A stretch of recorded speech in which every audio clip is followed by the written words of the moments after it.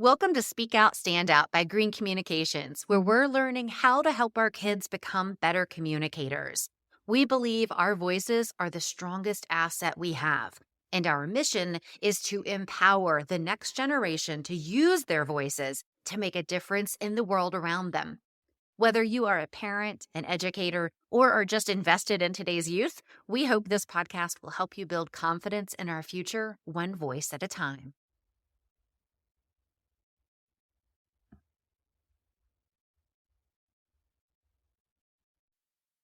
Welcome back to Speak Out, Stand Out. I'm Elizabeth Green, and today's guest is Carla Shohet. Carla is a trauma and narcissistic abuse recovery psychologist with lots of different focuses on somatic therapy, brain spotting, trauma, positive psychology, lots of different focuses, meaning basically that she is a psychologist who specializes in root cause resolution, not just symptom management. So Carla, you have a ton of expertise under your belt. Glad to have you here today. Thank you so much for having me, Elizabeth. It's a real honor. Thank you. And so, Carla, how did you, today we're particularly talking about dealing with trauma and in the ways that you recommend that we deal with this so that we create a healthy environment for our children and the future generations in our families. But how did you get to this place where this is your focus? So I started off, excuse me, as a professional in psychology, as a typical talk therapist. And I was that for 22 years until I accidentally stumbled upon my own somatic inner healing journey, which means that I was working in a contract as a support therapist for someone else. And that's when I discovered I actually was suffering with trauma myself from narcissistic abuse specifically. And that's what got me intrigued into the whole somatic piece of healing ourselves, because before, as a talk therapist, I was using very much, all the common CBT type of symptom management type things, which are very valid and very helpful. But unfortunately, that it's now I see them more like a band-aid, because I was dealing with clients a lot of the time, and even myself, with things like depression and not feeling good enough, all those kind of things that kept coming back. And there never seemed to be a real kind of resolution to the issues, which is something that I've really never understood myself, if I have to be honest, because believe it or not, even at high level psychologists, even a seasoned psychologist like myself, we just don't get taught about the nervous system.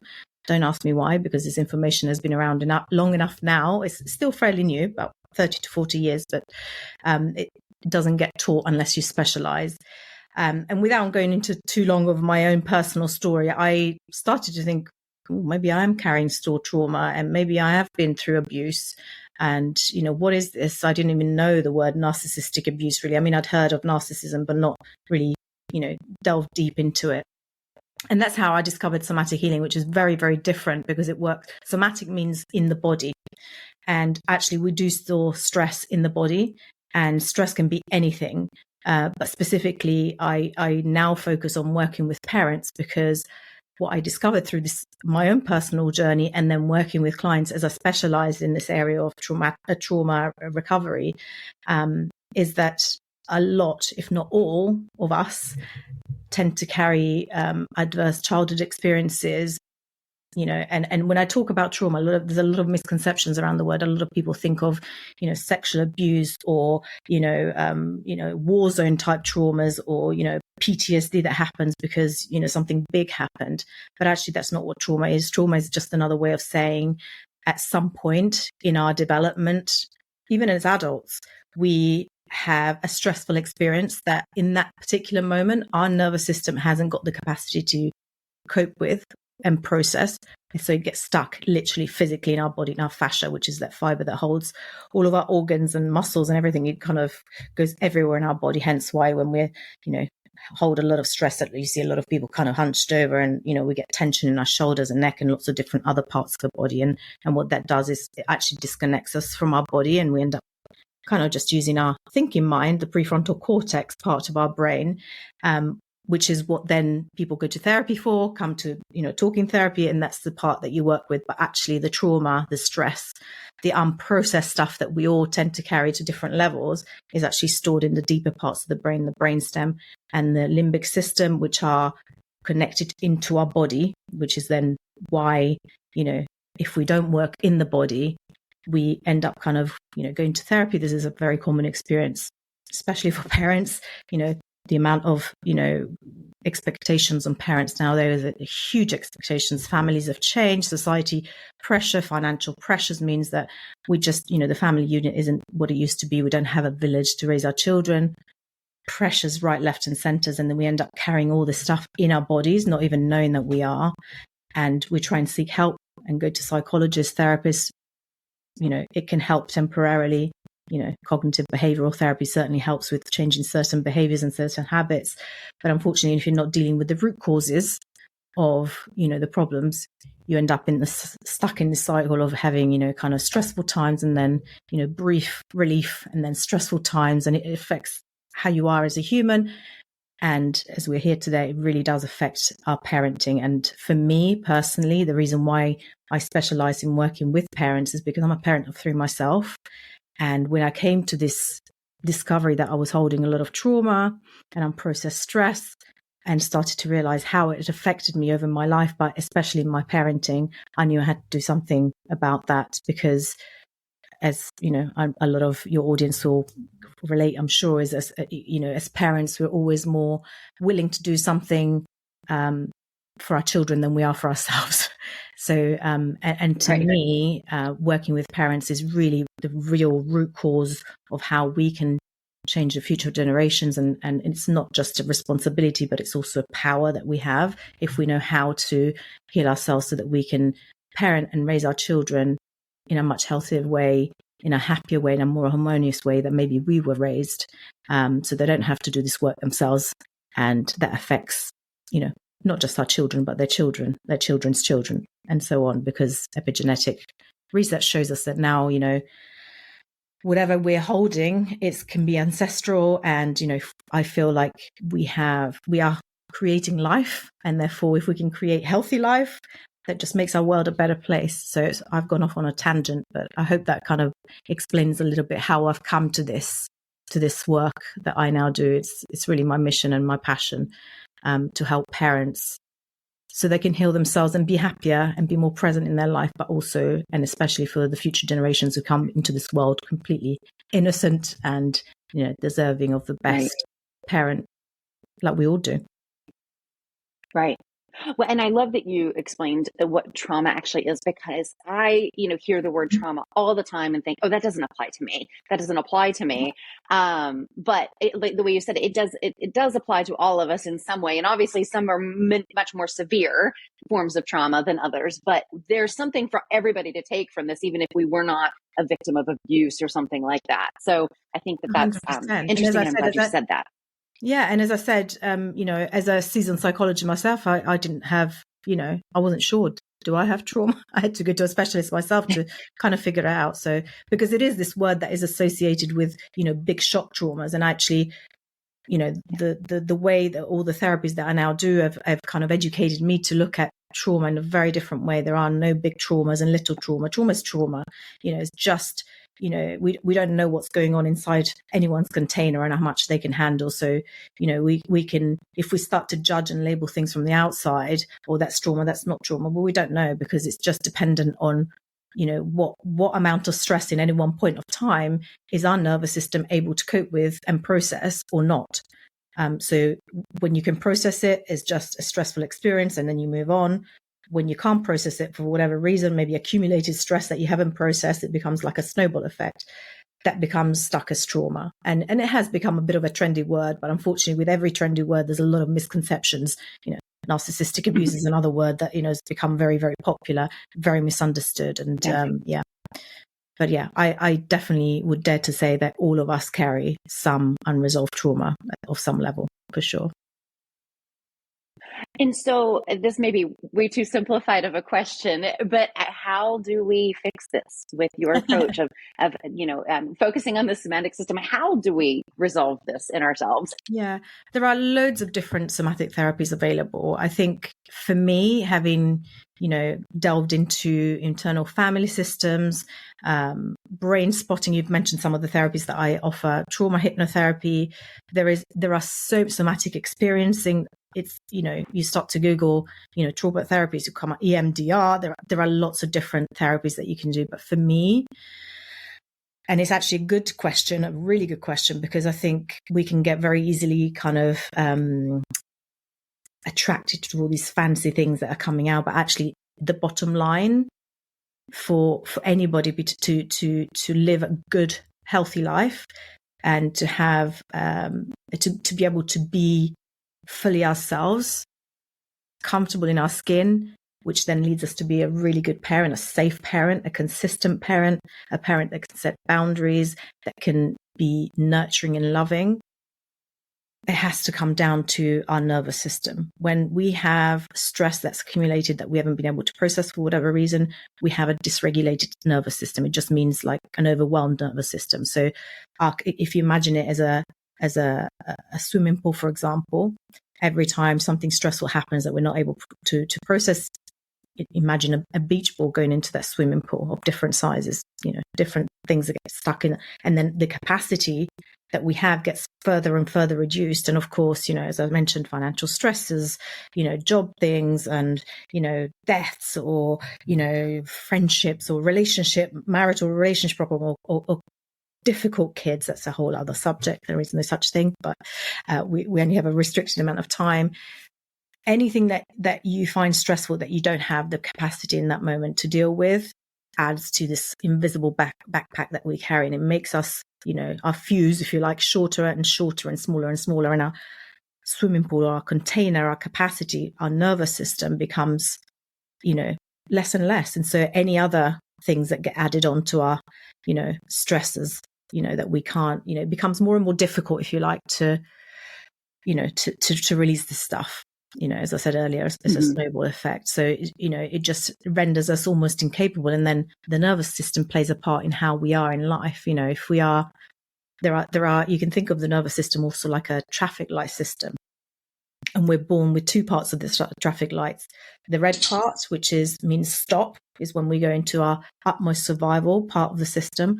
There is the amber or yellow light, which is what's also known as sympathetic fight-flight situation, when we are kind of, that adrenaline releasing kind of state, which all of these states are good. It's just that unfortunately those are survival states. That's why we're born with them. Either they kind of go or stop.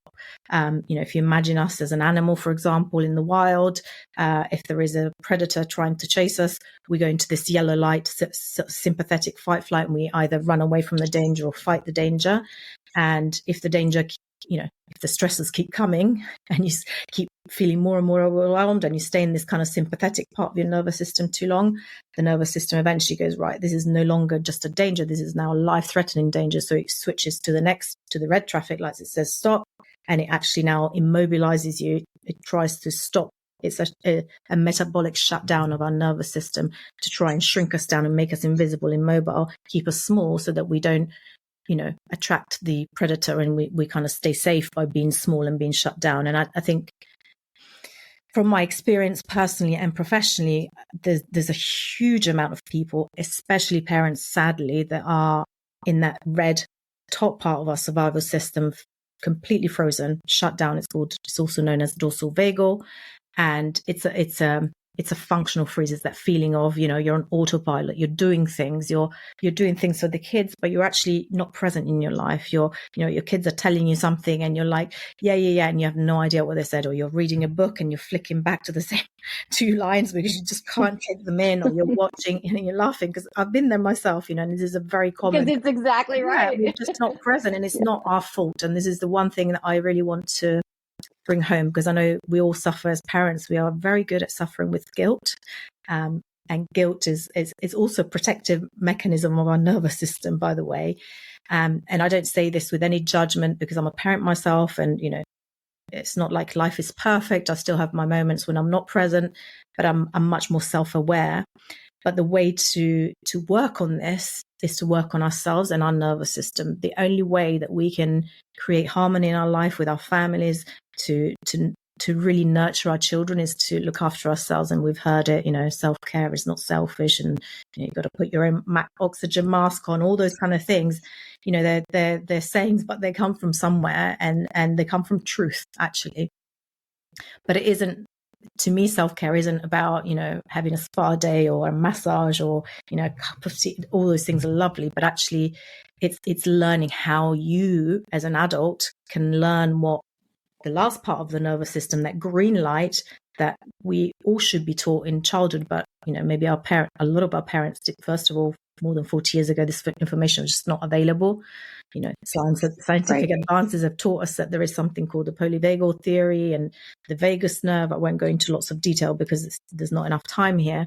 But this part of our nervous system where we feel safe, calm, connected, curious, creative, playful, where we feel joy, where we can breathe and expand and just be comfortable with who we are, be comfortable and feel safe in just being who we are, our true self.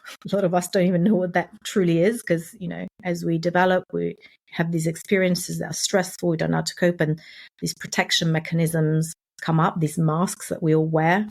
Again, all unintentional. The guilt piece that I was mentioning, I don't want anyone listening to this to feel guilty. This isn't.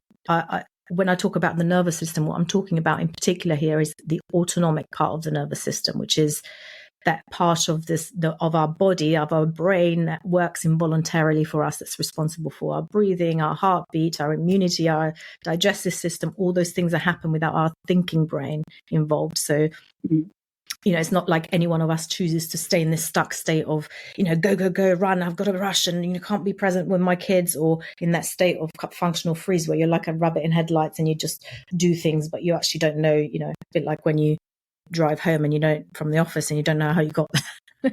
We live a bit like that a lot of the time, and that's not actually living, that's existing. And we all deserve to live present, not missing our life, not missing our children growing. And it is possible.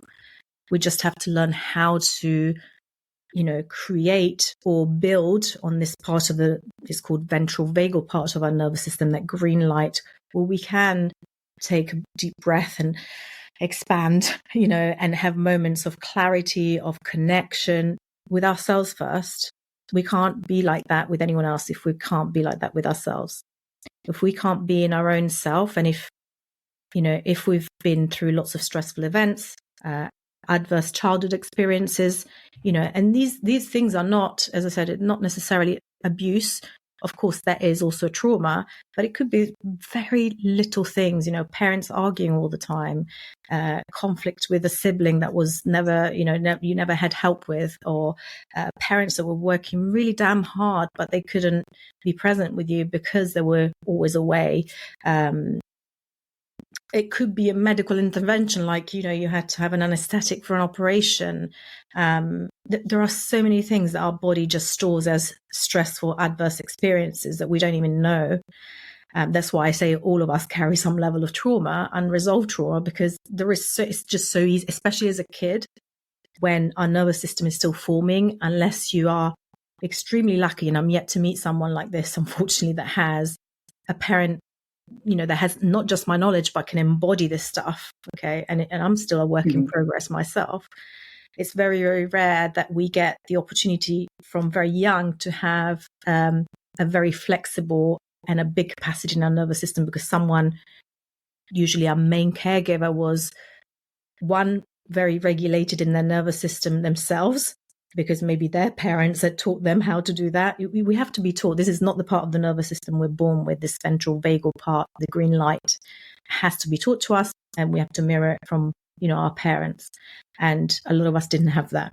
And a lot of us still don't know this stuff. So, that's why my mission is to work with parents, because we have so much potential to impact the next generations. Eventually, I would love to teach this in schools and in hospitals and, with anyone that has a ripple effect on people, because it really does ripple, just, whether we know it or not, even unspoken non-verbal stuff gets passed down the generations, and we have the opportunity, as I said, as well as the responsibility, once we get to hear about this stuff, to do something about it, which is amazing. And actually, it really, once you have the education piece on, basic education around how the nervous system works and how it affects you, not just in parenting, by the way, but in every area of your life, because if you're living in one of those kind of survival states, you're not living in your true self. You're not living, we're all born with the true self qualities that are curiosity, creativity, as I mentioned earlier, playfulness. But a lot of us, as we kind of, put more rocks in our invisible backpacks or more beach balls in that swimming pool, we almost forget to be what is our true self. And when we can't be connected to our true self, we also can't be the best parent that we can absolutely be for our children. When we learn how to regulate our nervous system, how to build that kind of ventral vagal part of the nervous system that allows us to feel calm, it allows us. It's not as if you build it and then you're like living in fairyland and everything's calm. People will still trigger you, your kids especially, because that's what they're meant to do. They're meant to test boundaries, and we're meant to set boundaries. Often we don't know how to set boundaries or be consistent because we've got our own stuff that's unresolved.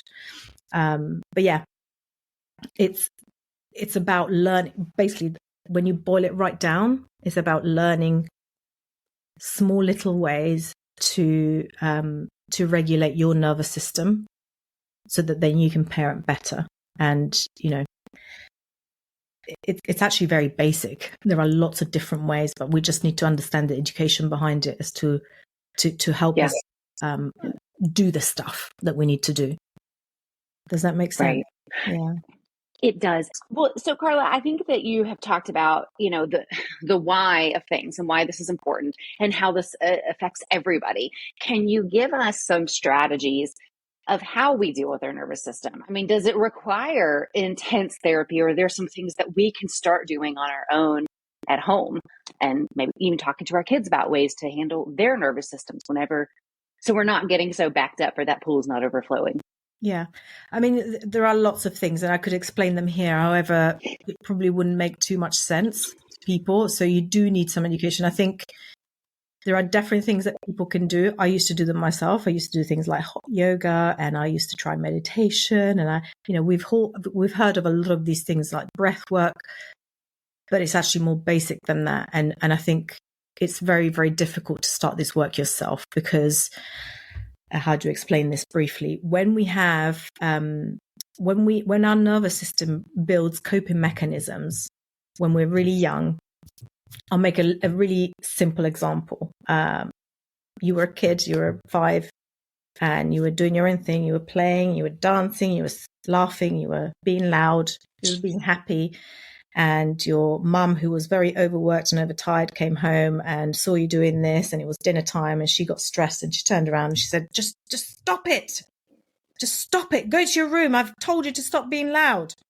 Now, that can be a trauma to a child, because in that moment, their little nervous system that's not still developing, it's understanding that if I am myself being happy, I'm not good enough, or I'm not lovable, or, and that is actually a danger to a child, because if your main caregiver, who is essential to your survival, thinks that you being yourself and having fun is not good, because that's the only, it's all about perception at the end of the day. And a child's perception is very self-centered at that stage, up to a certain age, for quite a long time as humans. That can get stuck as a trauma, and then a coping mechanism might turn up for that child. It could be anything. It could be they're like sub-personalities, ego states. I call them parts, because I look at it from an internal family systems perspective. And there are no bad parts. They're all there to keep us safe and survive. It might be a part that shows up as, you being shy, or you being rebellious, or you being really, really a good girl, because you're never going to get told off by your mum ever again. As you develop these coping mechanisms that served you when you were 5, because you absolutely needed your mum or your dad, whoever usually it's the mum, but whoever the main caregiver, it could be a teacher, it could be a grandparent, whoever's looking after you most of the time, and you had that experience with, you need them for your survival. You have to feed you, to clothe you, to give you a roof over your head. So your nervous system had to do something to make sure that these people that were important to your survival saw you as absolutely more than lovable, good enough, so that they would continue to nourish you and nurture you, so you can survive and thrive and reproduce, which is what we're meant to do as humans. However, those coping mechanisms don't go away. And as we develop into adults, what then happens is that we show up as, the good girl becomes the people pleaser.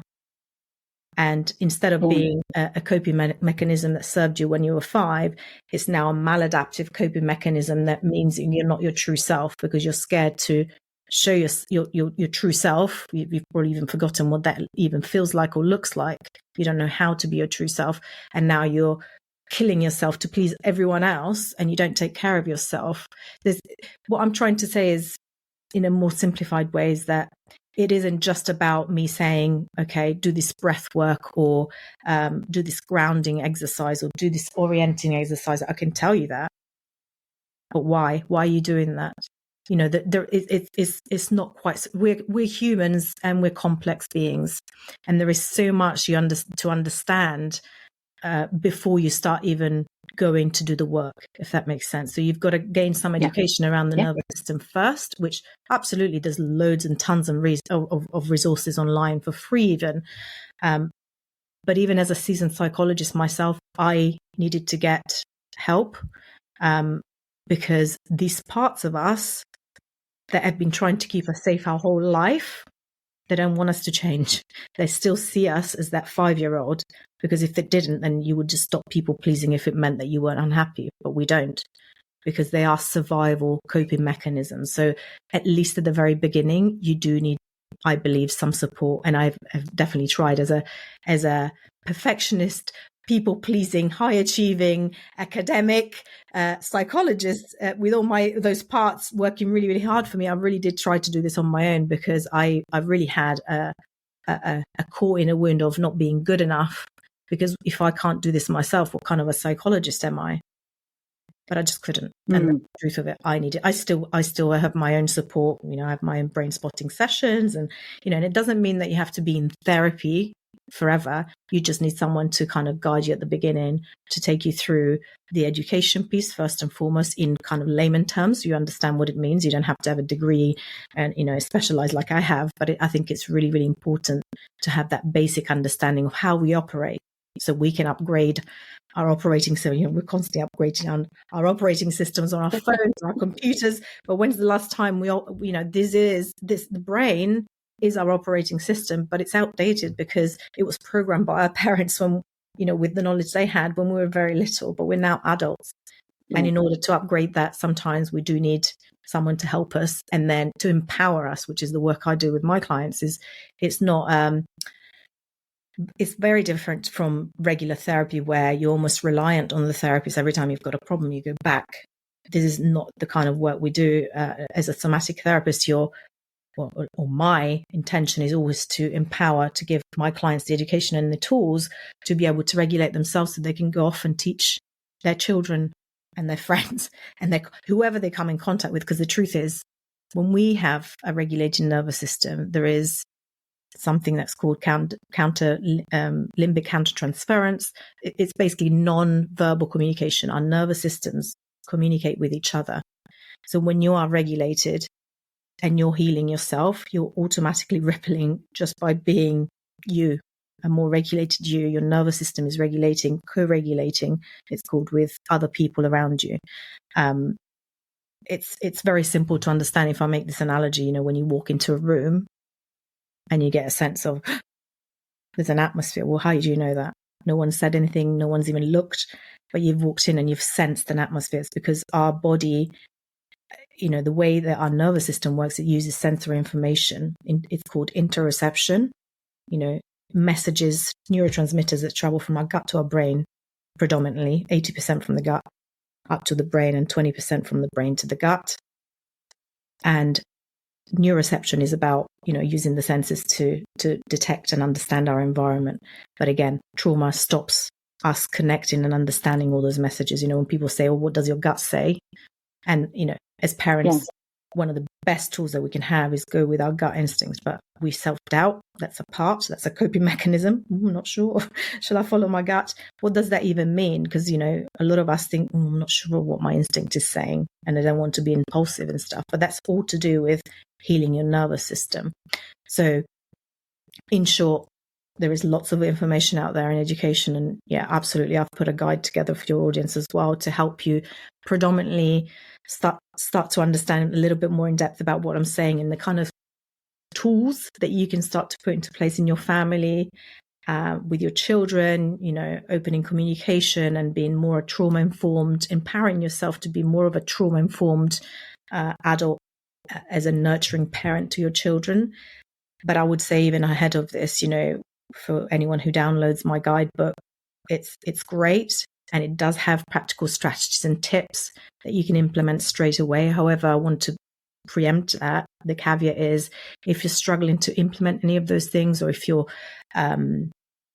getting frustrated because you start doing it and you see the improvements, because some of them really do give quite quick, oh my gosh, I can't believe how easy that was. And, your difficult child now suddenly changes and they become better behaved.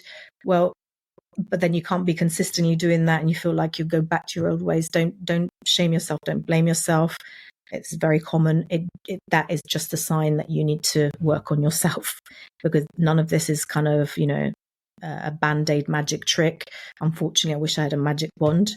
It's not, and I'm sure a lot of your audience might have heard of positive parenting. It's fantastic, but unless you are healed yourself in your nervous system, it's extremely, it feels almost like another job to be positive, giving positive reinforcement to your children. You have to be positive inside before you can be positive with other people. So the work starts with you, unfortunately. It's another parents, but it can be a real gift eventually. You might start and it might feel heavy, but actually once you start this journey, it's like someone giving you a different pair of spectacles, and you see everybody differently. You have more compassion for your children, for yourself, for everybody. You see everyone as parts rather than kind of judge the behavior in any way. And there are a ton of tools and strategies that can be applied to make things better temporarily. And I go into kind of healing trauma together in the family, in the guidebook as well. But it starts with you.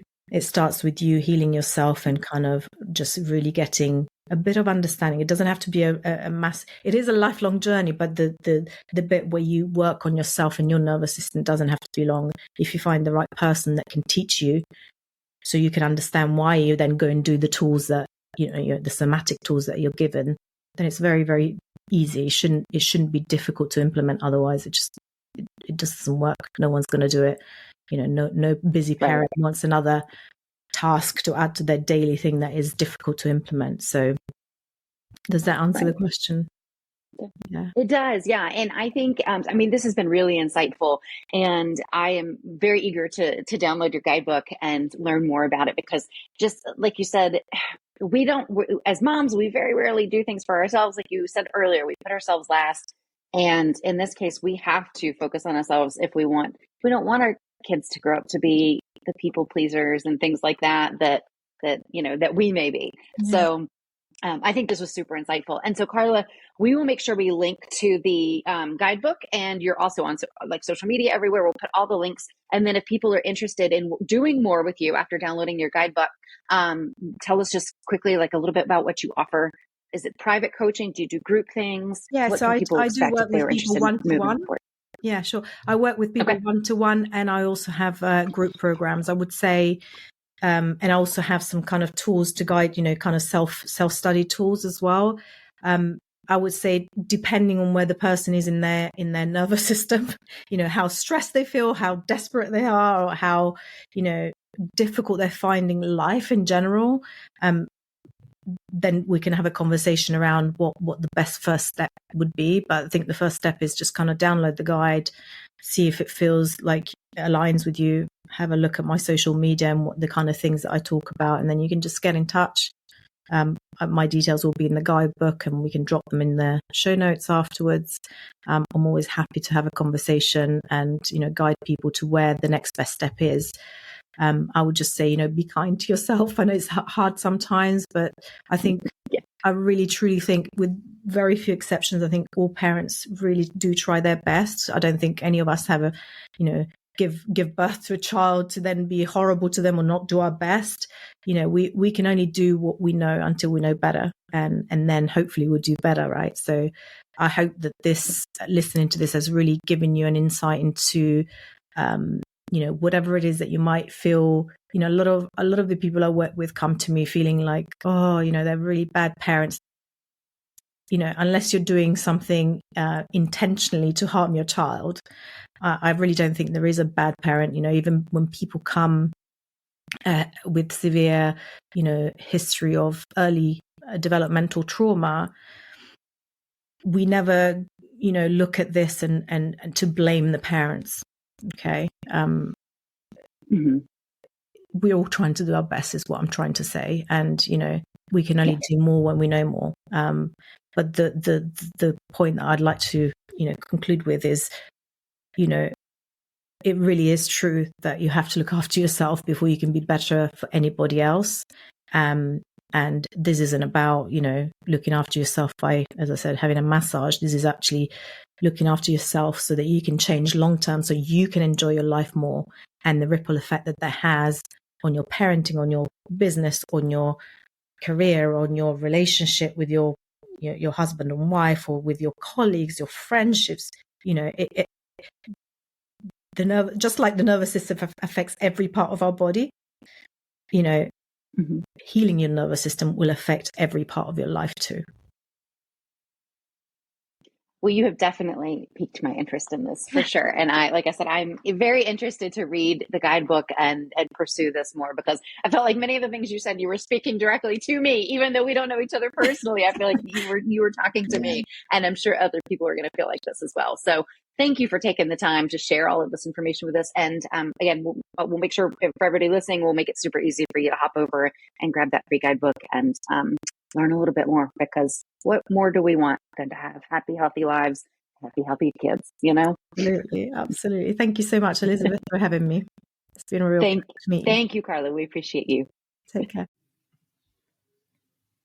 If you are looking for more ways to build communication skills in your kids, grab our free mini lesson on how to craft a polished and professional speech out of thin air, along with 52 fun prompts so your kids can practice every single week. You can find that along with info about our upcoming public speaking and debate courses for kids at greencommunicationsedu.com.